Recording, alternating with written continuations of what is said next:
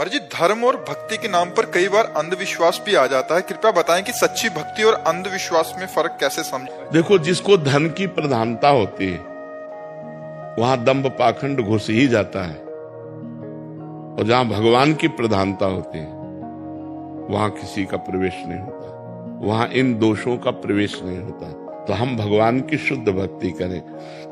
आप भगवान का नाम जप कीजिए, आप श्रीमद् भागवत का सत्तापरायण करवाइए, आप गौ सेवा कीजिए, आप लोगों को परोपकार कीजिए, आपका मंगल अपने आप हो जाएगा। तो हम लोग अपने अंधविश्वास को तोड़ें।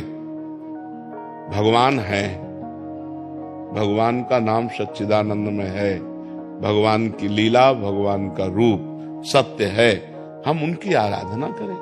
कपट, पाखंड, दंभ, नाटक ये ठीक नहीं है, और बलि आदि ठीक नहीं। किसी जीव की हिंसा करना ये हमारा सनातन धर्म अलाउ नहीं करता है।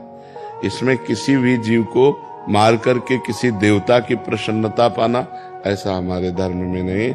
हमारे यहाँ सबको सुख पहुंचाना है, चाहे पशु पक्षी कोई भी हो, सब में भगवत भाव करना है। सिय राम में सब जग जानी, करो प्रणाम जोरी जुग पानी, जड़ चेतन जग जीव जत, सकल राम में जानी।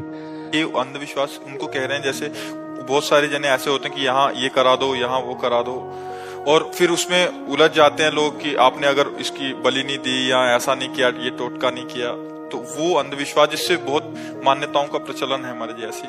तस्मात् शास्त्रम प्रमाणम ते कार्याकार्य व्यवस्थितो, शास्त्र के अनुसार ही कार्य और अकार्य की व्यवस्था की गई है। तो पितरों को पूजना, देवताओं को पूजना, देवियों को पूजना, और हर मनुष्य अधिकार रखता है वो किसी की भी पूजा कर सकता है भगवत भाव से। तो जो जहाँ पूजा कर रहा है वो अच्छा है। समाज की भावना क्या है वो हम तुम बदलना चाहें तो नहीं बदल सकते, हम अपनी अपनी भावनाएं बदलना चाहें तो बदल सकते हैं। हमारी ऐसी सोच है।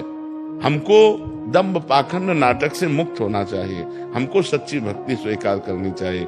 आप पाप कर्म करेंगे तो आपको दुख भोगना पड़ेगा, पुण्य कर्म करेंगे तो सुख भोगना पड़ेगा। शास्त्र तो खुली बातें बताता है। हम कह रहे नाम जप करो, नाम कीर्तन करो, भगवान की कथा सुनो, भगवान की कथा करवाओ, तो आपके अंदर जब भगवत उत्साह करोगे तो पाप नष्ट हो जाएंगे, आपका सुख बढ़ेगा। निज कृत कर्म भोग सुन भ्राता, अपने कर्मों का तुम्हें भोग भोगना पड़ेगा। तो अच्छे कर्म करो, नाम जप करो, समाज में एक दूसरे का हित करो, पाप कर्म से बचो, अपने आप सुखी हो जाओगे, अपने आप सुखी हो जाओगे।